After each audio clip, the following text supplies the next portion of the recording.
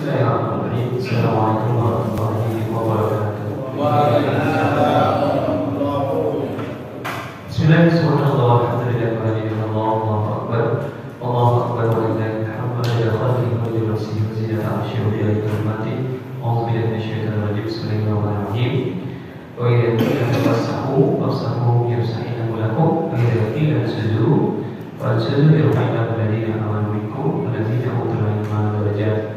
Asyhadu an la ilaha illallah wahdahu la syarika lahu wa asyhadu anna Muhammadan abduhu wa rasuluh. Allahumma shalli wa sallim wa barik ala nabiyyina wa maulana Muhammadin wa ala alihi wa sahbihi ajma'in wa ba'd.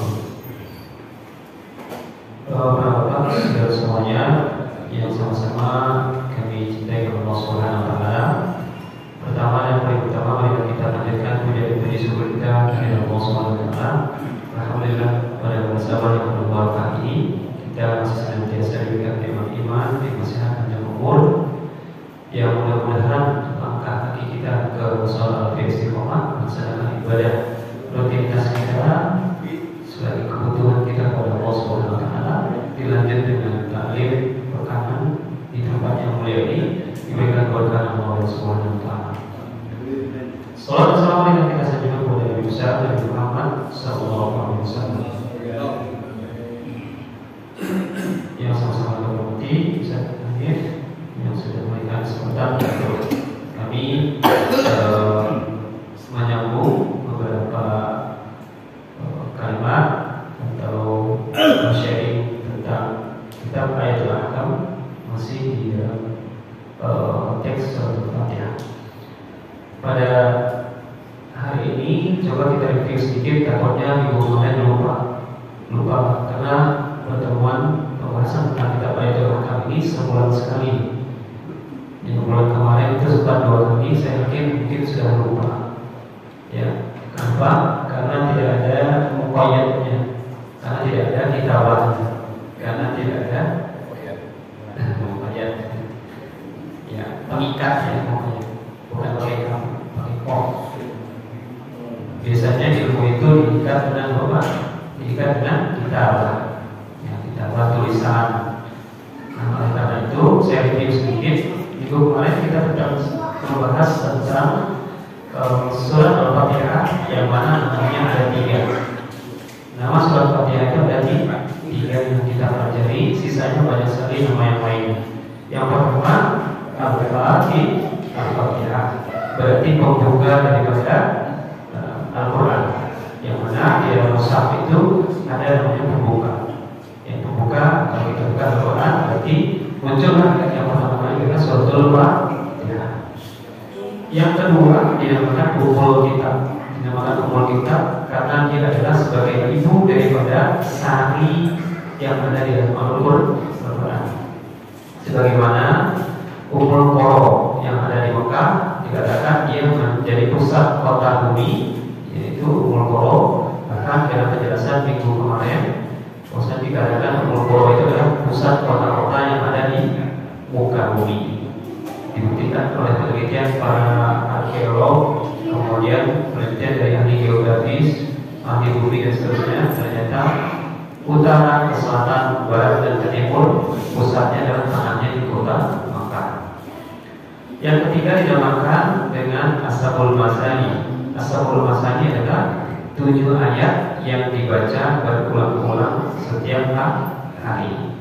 Kalau kita mempunyai waktu sholat yang wajib saja itu sejumlah 17 rakaat, berarti Al-Fatihah itu hadir terus menemani kita setiap rakaatnya dibaca berulang-ulang. Makanya dinamakan dengan Ashabul Masani. Jadi dari 3 faktor 1 namanya Al-Fatihah, Al-Fatihah. Yang kedua Ummul Kitab. Yang ketiga Sab'un Masani. Ashabul Masani 7 ayat yang dibaca berulang-ulang.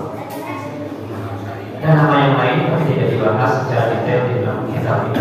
Ada Syifa, penyembuh, ada Waqiyah, ada At-Tafiyah, ada Al-Asas, ada Hamdu dan seterusnya.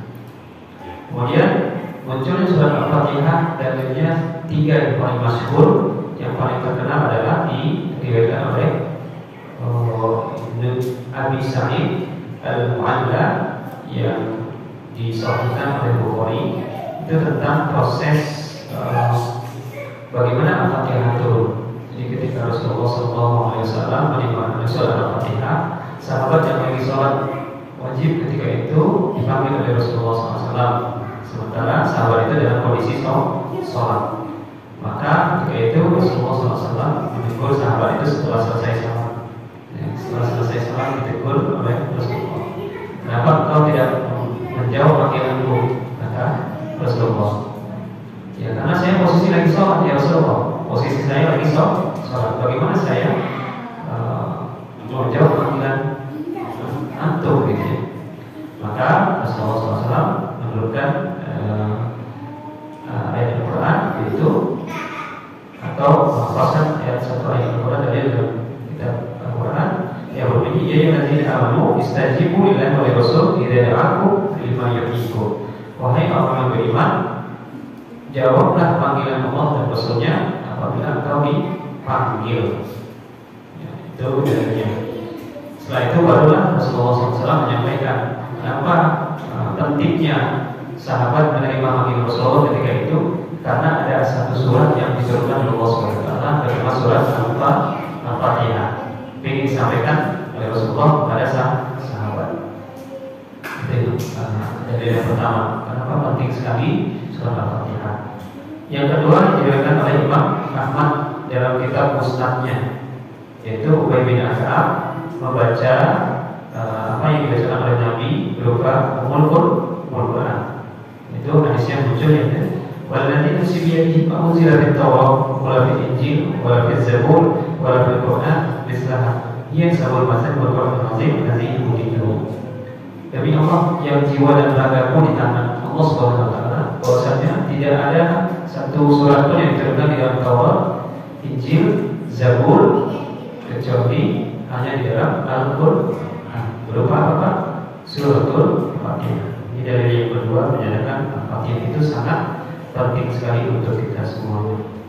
Yang ketiga adalah dalil yang diberikan oleh Muslim di Shahihi an Ibnu Abbas radhiyallahu anhu bainama Jibril alaihi salam qa'idan inda Nabi sallallahu alaihi wasallam sambil fi fawqihi, dan ila akhir hadis yang intinya adalah ketika Nabi Muhammad SAW duduk kemudian didatangi oleh Jibril, kemudian dia mendengarkan suara guntur bukaan langit dan seterusnya, menandakan ketika itu surat Al-Fatihah diturunkan, yang mana malaikat jumlahnya banyak hanya untuk sekedar menyimak ayat Al-Quran, yaitu berupa suratul Fatihah dan surat yang terakhir dari surat Al-Baqarah, yaitu lillahi ma fis samawati wa fil ardi wa in tubdu ma fi anfusikum ila akhirnya.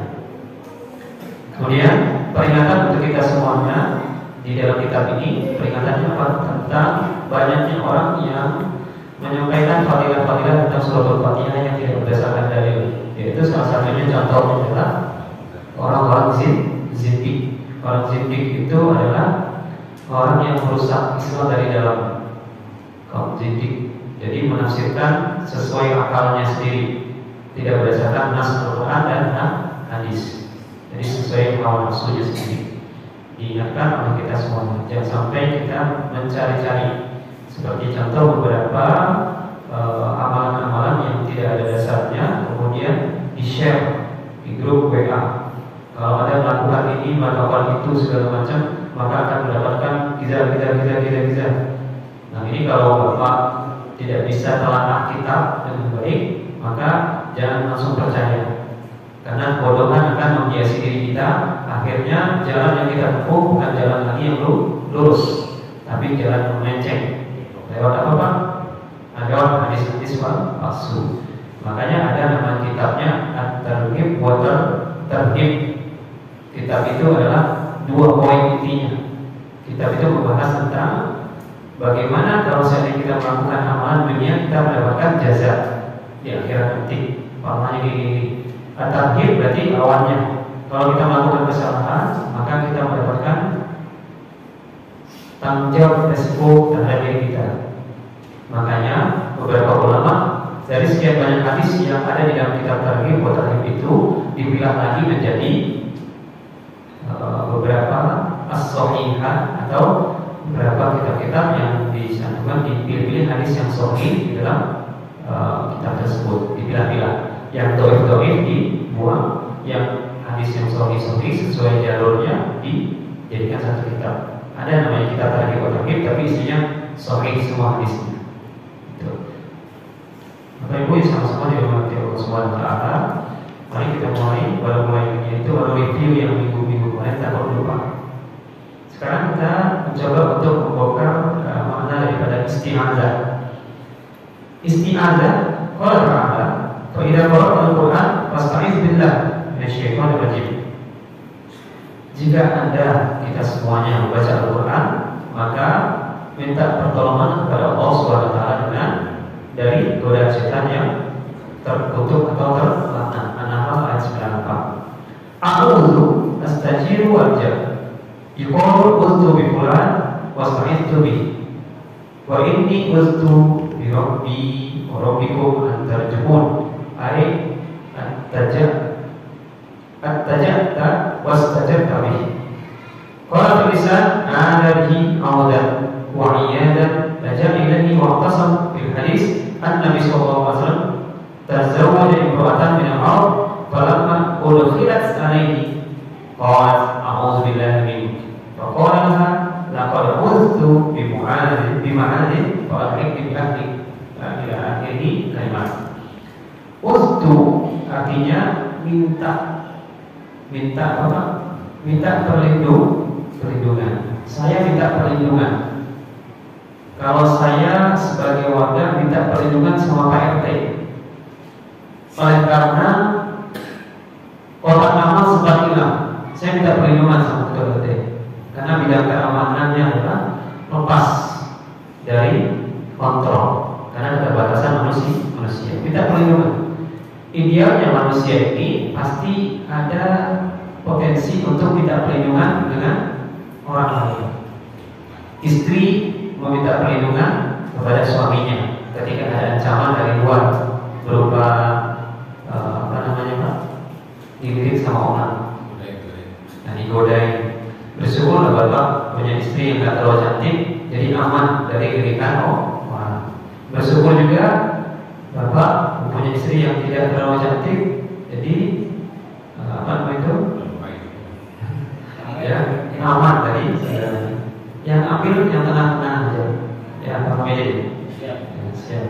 Ambil yang tengah-tengah aja. Insyaallah tidak dilirik oleh orang sana sini. Jadi ada kepentingan kita, Pak. Kalau kita membutuhkan sesuatu kepada orang, kita bersandar kepada orang lain, bahkan sampai meminta perlindungan. Maka di sini kami katakan bahwasanya kita meminta perlindungan kepada Allah Subhanahu wa taala dari setiap lisan-lisan yang apa? Lisan-lisan yang senantiasa berbohong kepada siapapun, kepada diri kita sendiri, pada Allah, pada sekitar kita. Barangkali setiap kita membaca Al-Quran itu lisan kita yang kotor ini tidak pantas membaca wahyu Allah. Maka kita selalu diajarkan wa idza qara'ta Al-Quran fasta'iz billah. Apabila kita ingin membaca Al-Quran, ya, maka minta perlindungan sama Allah. Bahkan Rasulullah SAW dalam hadisnya, maaf ada sedikit, ini bagian Rasulullah bersama dengan istrinya. Ketika beliau dengan istrinya ingin berhubungan suami istri, ya, Rasulullah itu minta perlindungan kepada Allah Subhanahu wa taala ketika sebelum dicoblos. Bahkan disampaikan kepada istrinya dan dilaporkan, saya sudah minta perlindungan sama Allah. Kemudian Rasulullah SAW berdoa, "Fa'adhibni bi ahlik." Jadikanlah ini semuanya atas perlindungan Allah Subhanahu wa taala, nanti anak ini akan menjadi keluarga bagi keluarga kita yang dilindungi oleh Allah Subhanahu wa taala. Pertanyaannya, kita ketika setiap malam Jumat minta perlindungan sama Allah. Belajar ya. Setiap malam.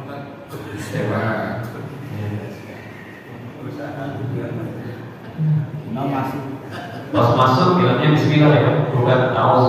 A'udzu billahi minasyaitonir rajim. Pas keluar alhamdulillah. Ya. Kalau nggak tegak, naudzubillah. Cut ya. Ini masuk kontennya. Ya seperti itu Pak. Jadi apapun yang kita lakukan bukan sekedar bismillah yang kita ucapkan, tapi minta perlindungan sama Allah. A'udzubillahi minasyaitonir rajim.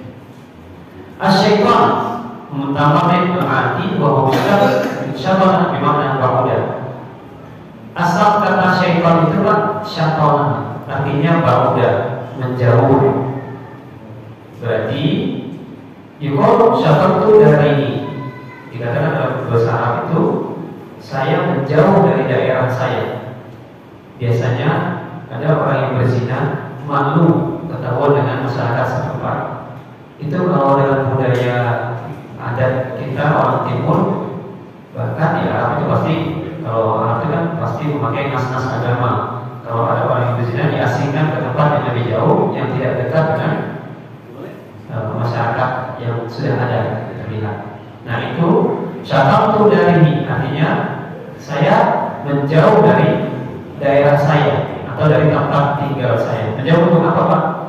Menghindari diri dari kebisingan masyarakat setempat, menghindari diri dari kemaksiatan setempat, menghindari diri dari kezaliman yang terjadi di daerah setempat. Wabilun syuturun ay ba'idatul qari. Dikatakan tempat terendah paling terendah di muka bumi itu apa? Bi'run. Bi'run itu apa artinya? Sumur. Bi'run syutun. Bi'run itu artinya sumur yang jauh. Syutun. Jauh sekali sumur itu ke bawah. Apalagi di zaman-zaman dahulu belum ada yang namanya sanyo. Jadi kita bikin sumur menggali jauh banget sampai ke bawah. Di kampung saya itu Bukit Tinggi itu mungkin kakek saya dulu yang bikin sumur itu jauh banget, sampai mirip kayak bikin kita ngompor apa namanya minyak sanyo itu berapa meter? 26 ya?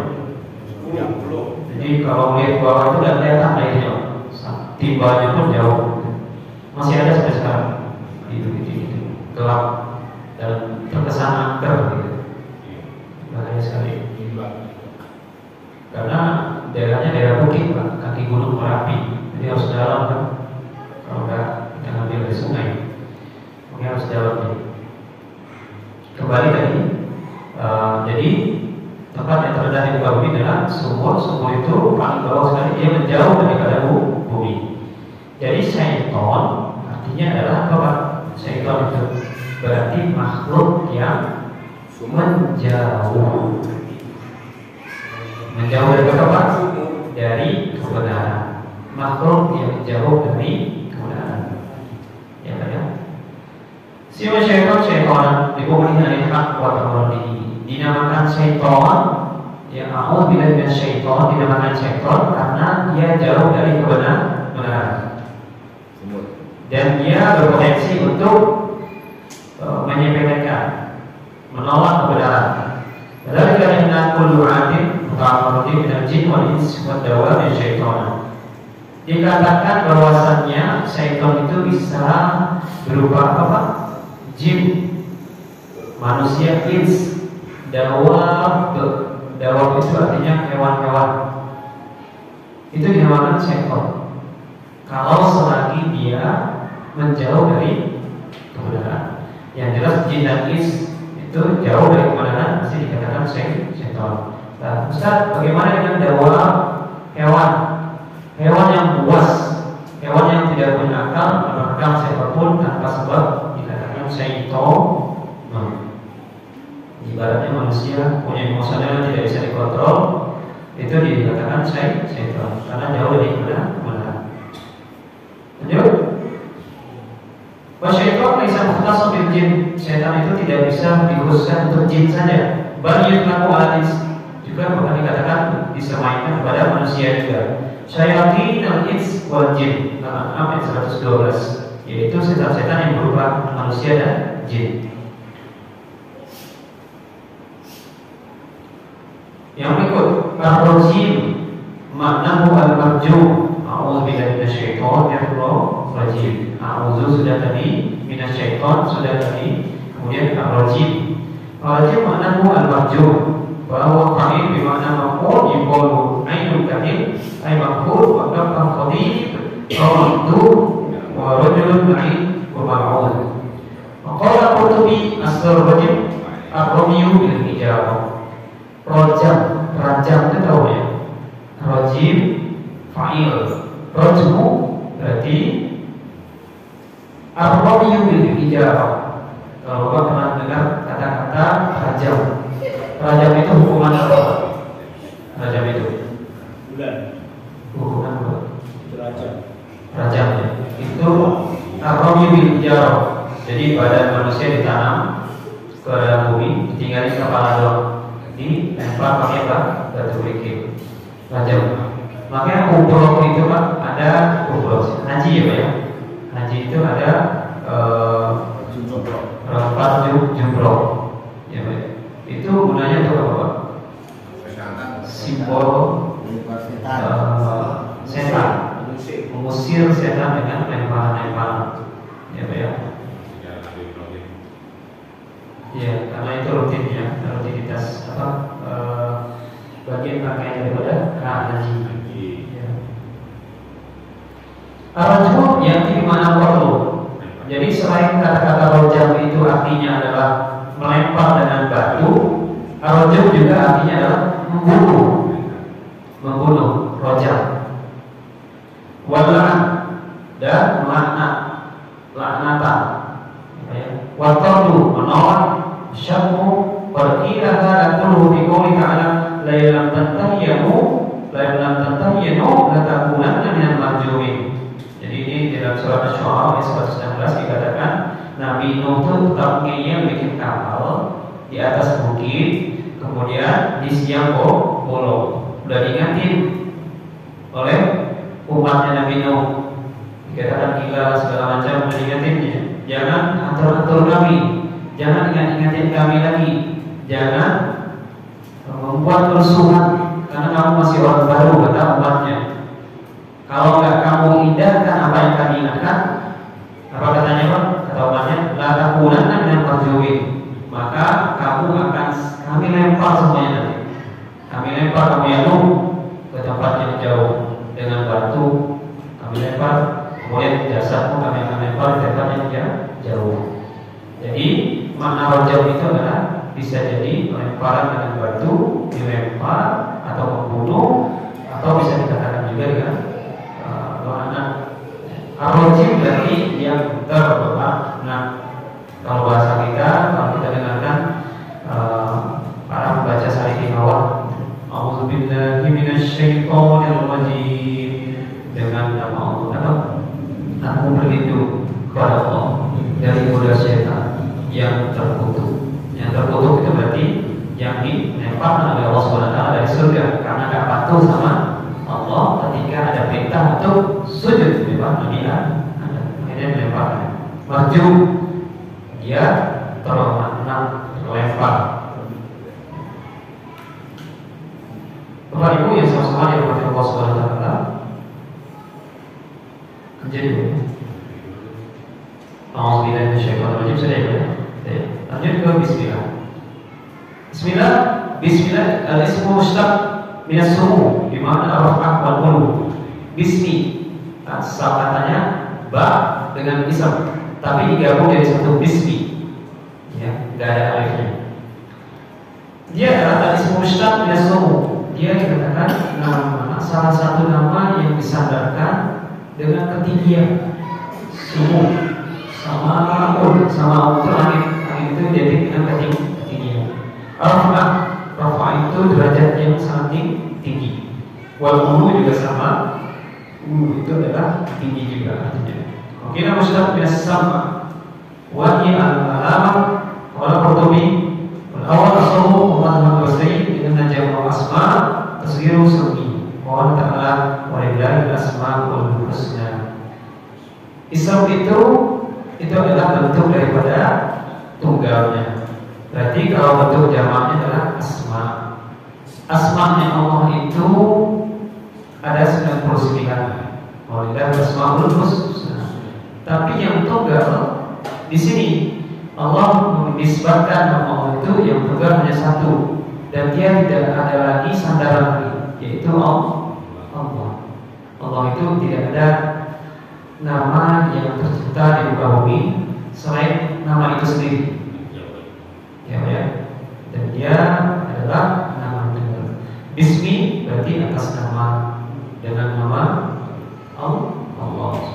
Dikatakan bahwasanya dengan nama yang dimuliakan, yang ditinggikan, yang diangkat derajatnya, yaitu siapa itu? Allah. Atau maknamu Bismillah, maknamu aqra'u musta'inan bismillah. Saya membaca sesuatu sembari meminta pertolongan kepada Allah. Bismillah, minta pertolongan kepada Allah. Atau Bismillah maknamu aktubu mustaqinan bismillah. Saya menulis kitab ini dengan nama Allah, atas nama Allah. Saya nulis ini. Saya melakukan sesuatu minta pertolongan dengan Allah. Setelah kita berlindung kepada Allah, kemudian kita minta pertolongan sama Allah. Barangkali apa yang kita baca ini nanti salah, kita minta perlindungan sama Allah dan terus minta pertolongan sama Allah agar bacaan kita selalu benar, agar apa yang kita tulis tidak ada rentan kesalahan di sana. Apa yang kita share, kita bismillah dulu, minta pertolongan sama Allah. Barangkali share-share kita ini adalah bagian dari petunjuk untuk yang membacanya. Ya, makanya kita minta pertolongan sama Allah. Kalau membaca bismillah pasti banyak pertentangan. Ya, kalau tidak baca bismillah pasti banyak pertentangan. Ya. Kalau baca sama-sama di dalam Allah.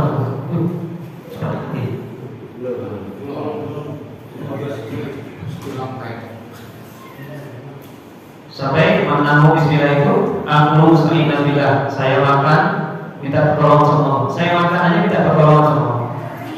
Ya. Maka ada ulama juga dirulakan bila munasib. Jadi setiap pekerjaan yang kita lakukan kita minta sama Allah. Di dalam hadisnya, dalam hadis syarif, kullu intibali la yubda fi bismillah bahwa setiap perkara atau pekerjaan yang kita tidak mulai dengan bismillah, maka bahwa terputus. Jadi percuma ketika melakukan sesuatu, katanya umat muslim ini, umat mukmin ini, setiap melakukan pekerjaan dia senantiasa mendapatkan pahala. Asal apa? Kita mulai dengan basmalah, maka dia akan mendapatkan pahala. Kita tidak perlindungan sama Allah, maka kita dapat pahala. Tapi kalau enggak, kalau enggak, dia terputus.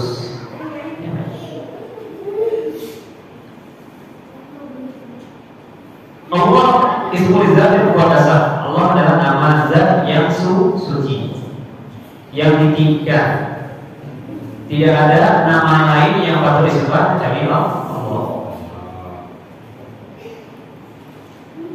Lanjut. Dia dinamakan innahu al-ismul a'zam. Dia nama yang paling dimuliakan.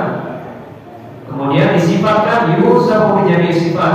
Disifatkan dengan semua sifat yang terkumpul di muka bumi ini pada Allah Subhanahu wa taala. Wallahu alladzi la ilaha illa hu al-malikul qudus as-salamu alaykum aziz wa jabbar mutakabbir. Jadi Allah itu tunggal, namanya nggak bisa kita tambah-tambah. Ya, dia nggak ada asal katanya, walaupun orang beberapa yang mengatakan dalam ahli bahasa asal kata Allah itu adalah ilah, tapi Allah itu adalah tunggal. Dari Allah itu begitu. Bahkan kalau Bapak baca di dalam Bible itu Allah itu Allah, dia bacanya Allah. Padahal ada tulisannya double Allah. Ya dari dulu dan begitu Allah itu dari zaman Nabi Adam sampai kapanpun Allah itu adalah nama tunggal. Saya ringkas saja Pak.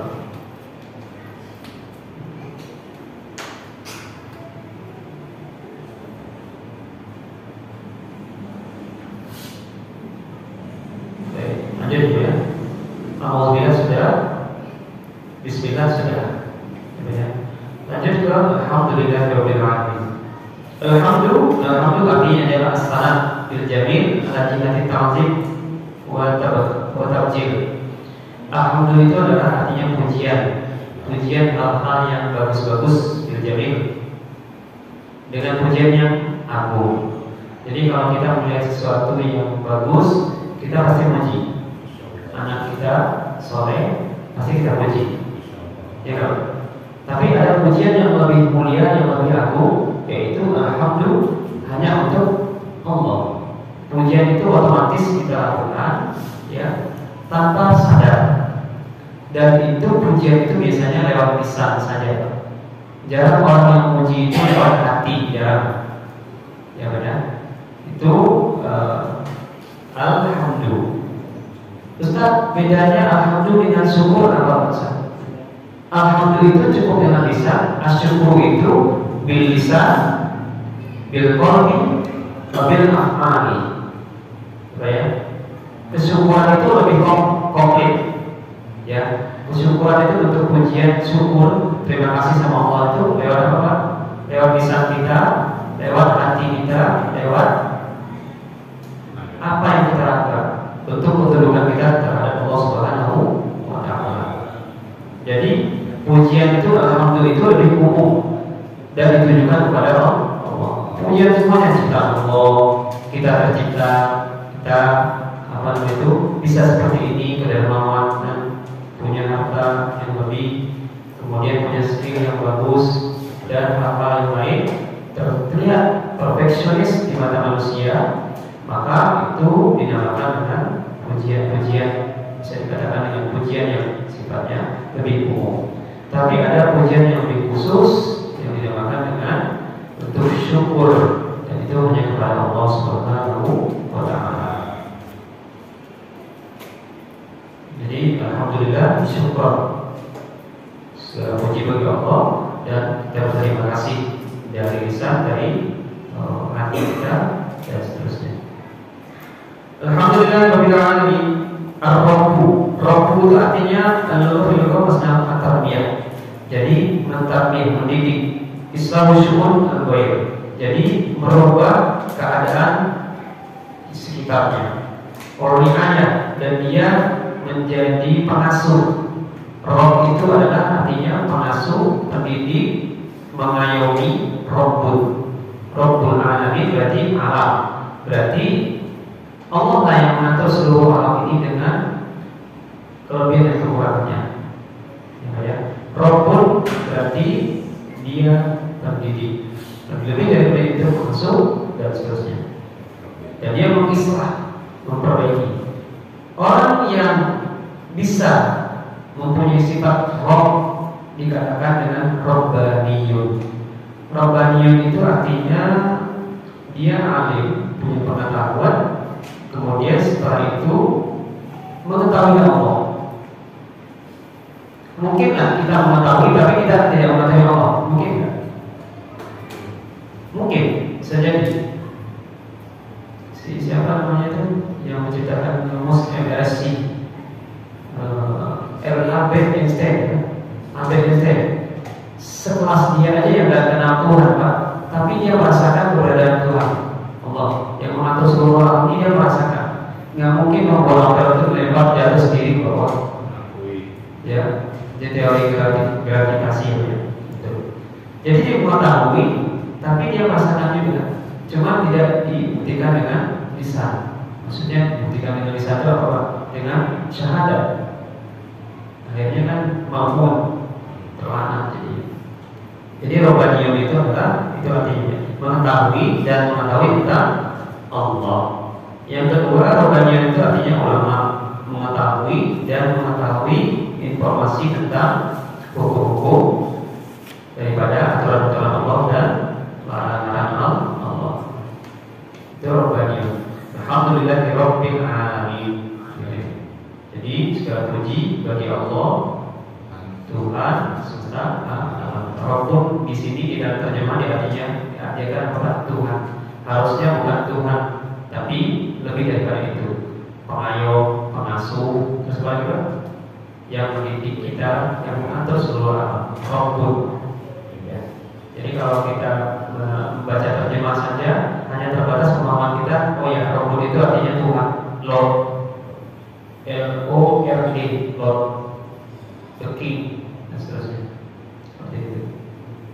Itu arti roh. Lanjut, singkat lagi. Ar-Rahman Ar-Rahim.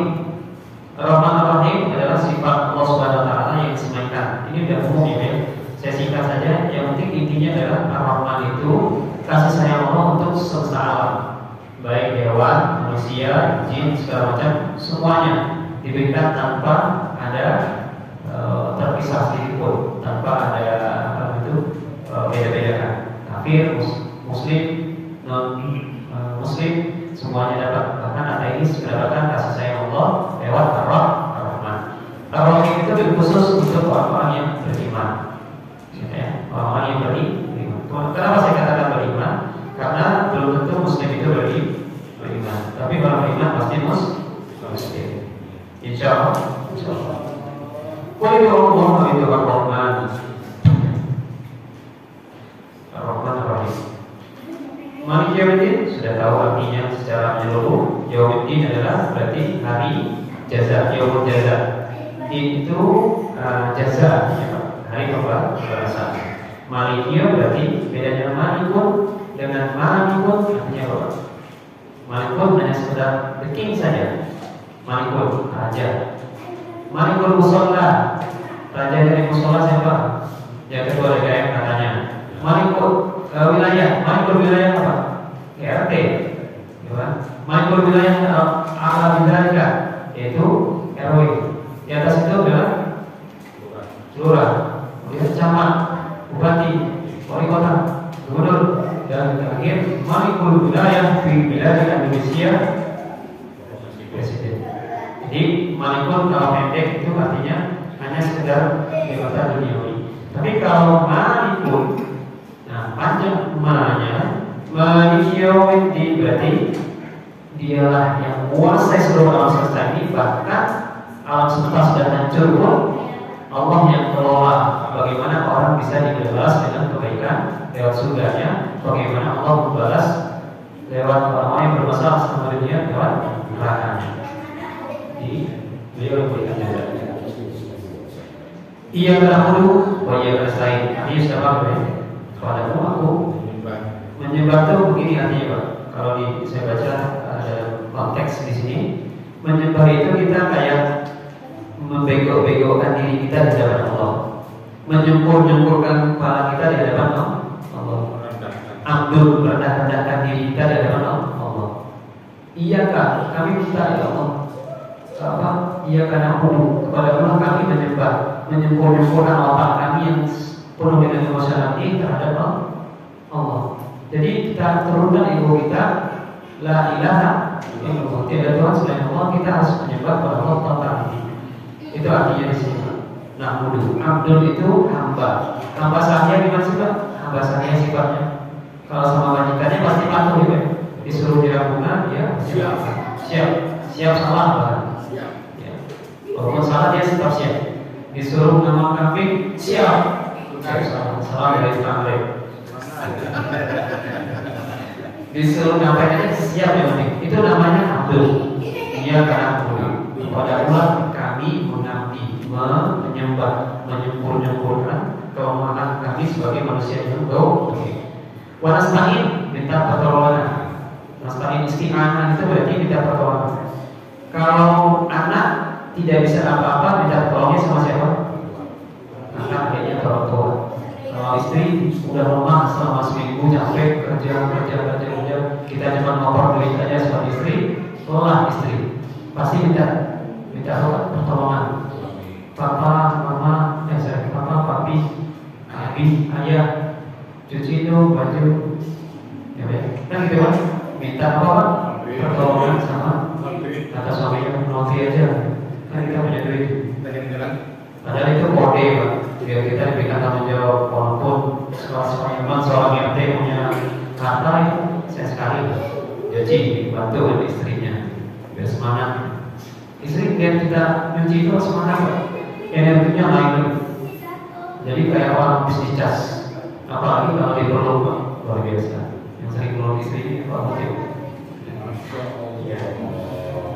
Uangnya semangat terus. Jadi ada penyakit, ya, langsung disembuhkan oleh Allah. Lewat wasilah siapa Pak? wasilah pelukan Pak Khotib sembuh. Tadinya tidak berdaya jadi sembuh semangat. Apalagi searis ya. Pelukannya udah beda Pak. Kalau peluk sekali lagi nambah lagi. Bingung Pak. Ayat. Ya. Kalau Pak Khotib peluk beda ya. Jadi energi. Kalau searis peluk jadi lagi anak. Tambah strong. Adik kan nih. Kurang pelukan.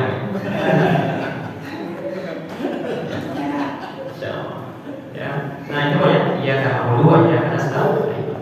Ihdinas siratal mustaqim. Ya, ini ada sedikit kata-kata Pak.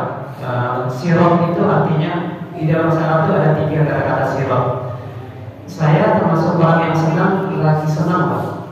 Di Indonesia ini ada satu alumni Al-Azhar, kalau nggak salah ya, atau alumni Madinah gitu. Dia bikin semacam kitab atau disertasi gitu yang jumlahnya hampir 600 halaman. Saya lagi cari disertasi semacam hasil karya ilmiah tentang mausu'ah al-rawiyah. Mausu'ah al-rawiyah itu artinya apa? Jadi pembahasan kosakata bahasa Arab, derivasinya, kosakata tunggal, jamaknya, seterusnya diperhatikan. Nah, saya sangat senang sekali dengan pembahasan itu. Jadi kalau Bapak semuanya cinta dengan bahasa Arab, bisa pelajari mausu'ah al-rawiyah. Jadi semacam kamus Pak, kamus yang dibuat dengan makna yang standar alamiah. Nah, salah satu kata-kata yang ada di bahasa Arab itu adalah arti bahasa Indonesianya jalan. Jalan itu bahasa Arabnya banyak saja. Bahasa Arabnya ada thariq, ada sirat, ada syari'un, ada sabilun.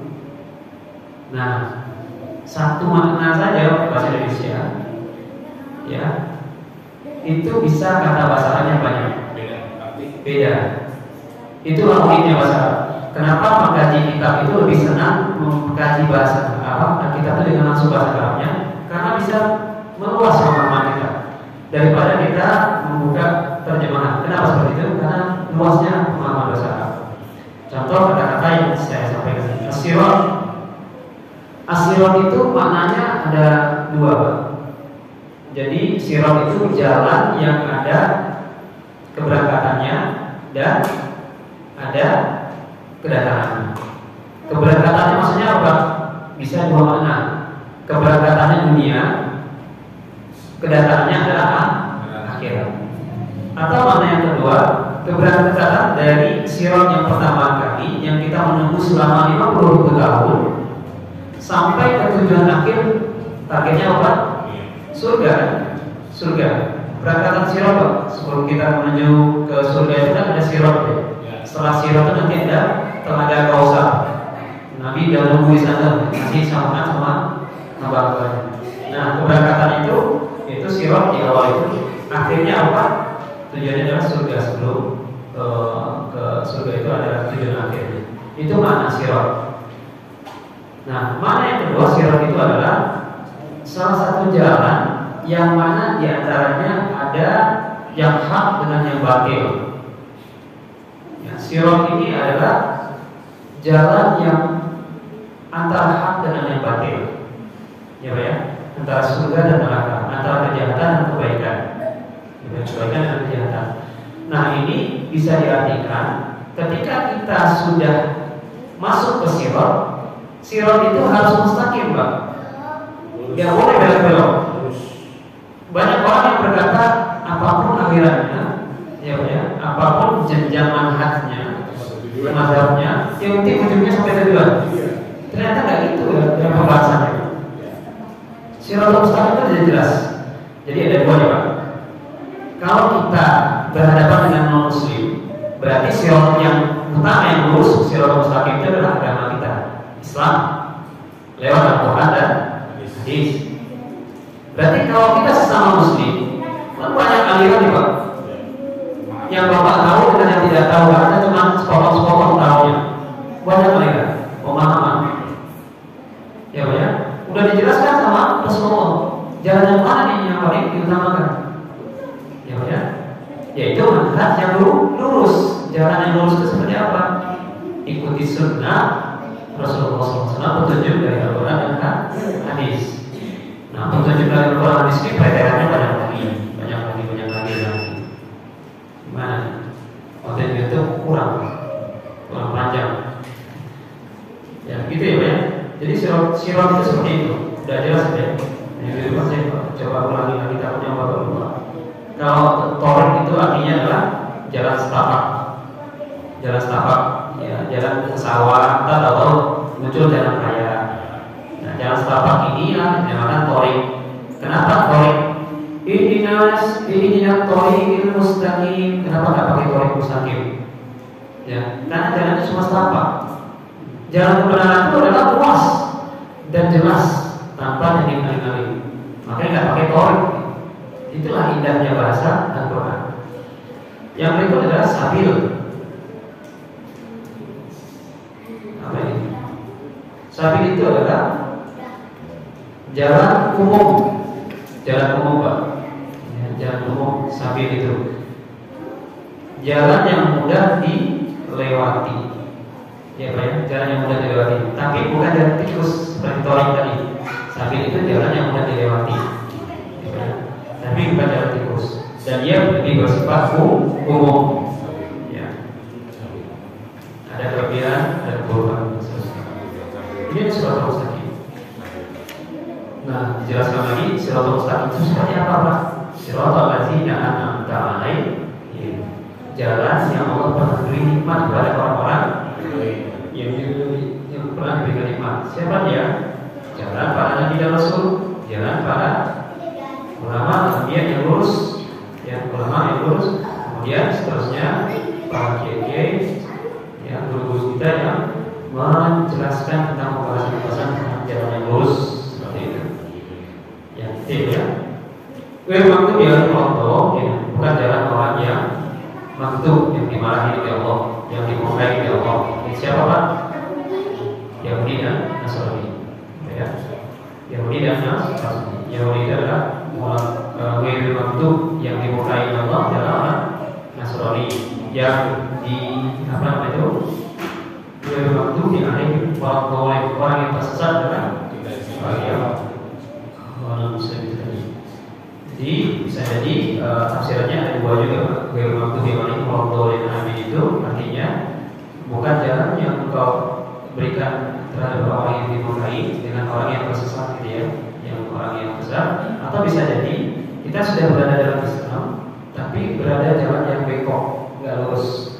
Jadi tafsirannya dua, ya, jalan orang yang dimurkai. Tapi lebih umum, lebih banyak di buku ulama menyepakati makna daripada ayat terakhir dalam surat Al-Fatihah itu adalah yang dimaksud orang Yahudi dan Nasrani. Itu saja, Pak, penjelasannya.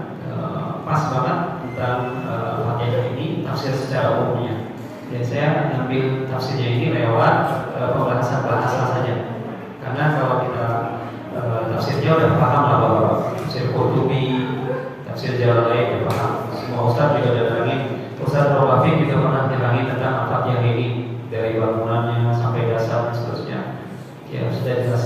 Nah, saya mengambil dari cara yang berbeda, yaitu dari segi bahasa. Saya senang sekali dengan bahasa Arab ini karena luas, ya, luas sekali. Tuh, minggu depan insya Allah kita lanjut lagi ke pembahasan tentang beberapa lagi makna keseluruhan tentang Fatihah itu sendiri. Kemudian dilanjut dengan pembahasan penting nggak kita, bukan pentingnya kita ya, tapi bahasanya adalah bagaimana kita menyikapi pembahasan Al-Fatihah ini dengan membaca basmalah kita atau tidakkah? Ya, dijalankanlah atau tidak? Di sini ada pembahasannya. Nanti kita sampaikan lewat beberapa pandangan ulama yang intinya nanti ujung-ujungnya adalah kembali hukum fikih itu ke bapak-bapak semuanya. Ya. Dan nanti juga ada pembahasan apakah kita perlu bermazhab. Nah, itu nanti akan kita bahas juga. Perlu nggak bermazhab? Ayo. Perlu. Ada yang bilang perlu? Ada.